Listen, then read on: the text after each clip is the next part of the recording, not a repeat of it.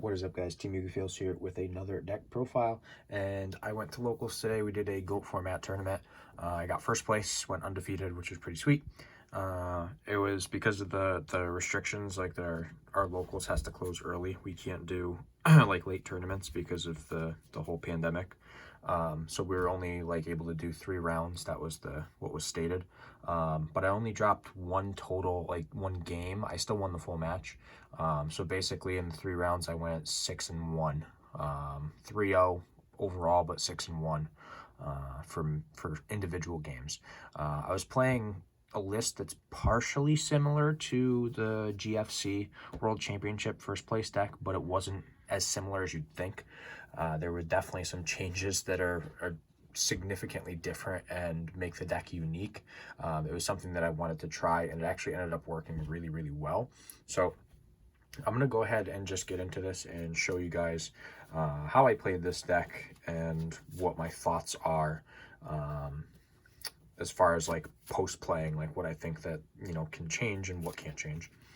So we played 2 Sorcerer and 1 BLS. This is kind of standard. I was used to playing 3 Sorcerer for a long time, but you really don't need the 3rd one in this deck. Like 2 suffices.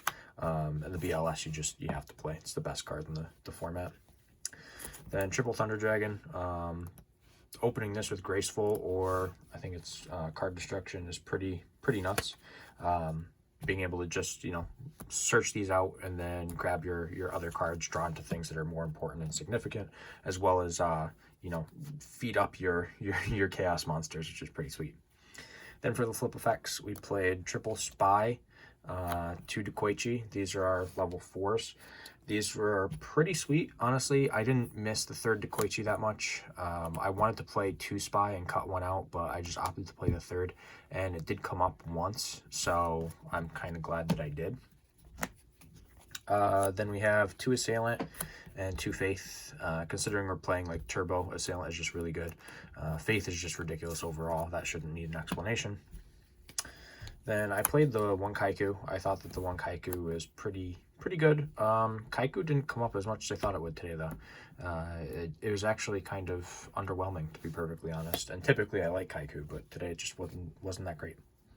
I decided to main deck in Azure Priest. I thought that I would see like strictly GOAT decks there. I didn't think I would be seeing like Chaos or Anti-Meta Warriors, but this card was okay. Every single time that I summoned it, it either got hit with Mirror Force or Sakuretsu Armor. So like it was still good to banish though for my Sorcerers and BLS. So I can't complain there. 1 Breaker. This is just standard GOAT cards. 1 Tribe. Tribe was an MVP for sure. I got rid of so many cards of this, so fully worth playing. Then the Sangan and the Serpent, which typically I searched out the Serpent off of the Sangan. I think there's one time where instead I searched for a Faith, but other than that, it was basically Serpent exclusively. That is the monster lineup, though. Moving on to the spells, it is Triple Book. Seeing I didn't play Tomato, Triple Book wasn't that great, because like if you open up Tomato Book, you summon the Tomato, you set the book, you hope that they attack the Tomato, and then you can summon like a Spy and you can set the Spy off of the book, or something else. Like you could just summon the Sangan. There's a million different ways to go about it. That's just like one weird play that you can do. But Triple Book was kind of underwhelming, to be honest. Double Cross out. I think I sided this out in 1 matchup. I set it out against the Anti-Meta Warriors. It wasn't going to do anything, so I took it out, and definitely a smart decision to do so. Then we played the Trinity. It's pretty good, and then the Trinity 0.5. I guess we'll call this the 0.5. There were multiple games where I sat the Delinquent, activated Destruction, and then duoed my opponent after, which was crazy. There was 2 games that I fully resolved the Trinity on my first turn, which was also pretty nuts. So that was definitely helpful. Then some back row removal. I think it's just good to have this. This doesn't need much explanation. You want to be able to out back row because it does get annoying after a while. Then 1 Snatch. I didn't want to play Premature. I didn't think that Premature is worth it, especially in a Chaos deck. Just doesn't work out that well. But that's the spell lineup. Moving on to the traps. Triple Break and double Dust Shoot. For the most part, the main deck is pretty similar to the first place list from the GFC World Championship. The differences are, I believe, the Azure Priest and the Tribe instead of the Tomato, and one less Koichi was in there too.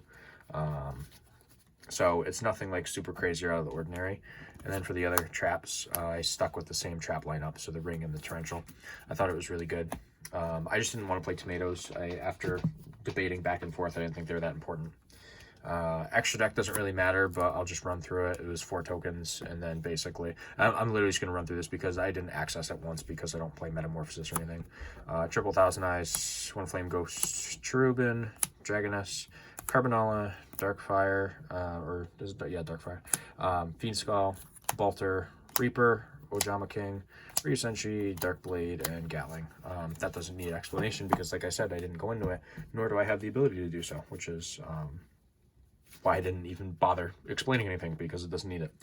Then moving on to the side deck, this is where things got interesting. So I figured that people were going to know that I was playing, your typical Chaos Turbo after game 1. So I opted to side into a completely different deck, and this actually came in clutch. This was ridiculous. I'm probably going to change some of it up, but I'm not sure yet. We'll see. I'm undecided yet. Triple Blade Knight. So I actually sided in Anti-Meta Warriors. Completely sided in Anti-Meta Warriors for the most part. Almost exclusively sided 15 cards in and just went with that. It was pretty crazy. Then we played the 2 Sasuke. Those are your light cards, so you're able to pull out your 2 Faith and your 3 Thunder Dragon. If you want to, you can keep the 3 Thunder Dragon, but then you're probably not siding in 15 cards, which is the downside. Then I played 1 Danzalug and 1 Kaiku. Overall, I really enjoyed this.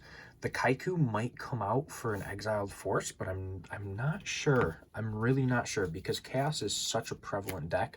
I feel like it's important to have access to a second Kaiku. So I might keep this the same, or this could be an Exiled Force.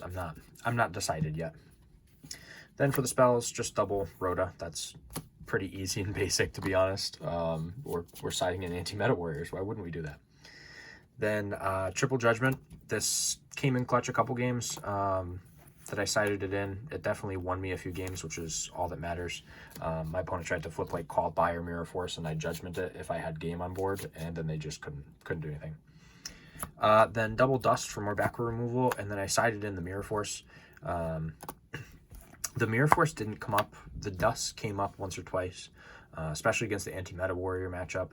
I think that it was a good choice overall. I think that, I want to play more like battle traps like Saku for like siding in for the Anti-Meta Warrior engine. So I'm not sure what I'll take out. I might take out like a Blade Knight and maybe take out like 1 Dust and just play a single copy of Dust, but that or the Kaiku, I'm not sure yet. I'm still like debating back and forth on what I want to do with ratios.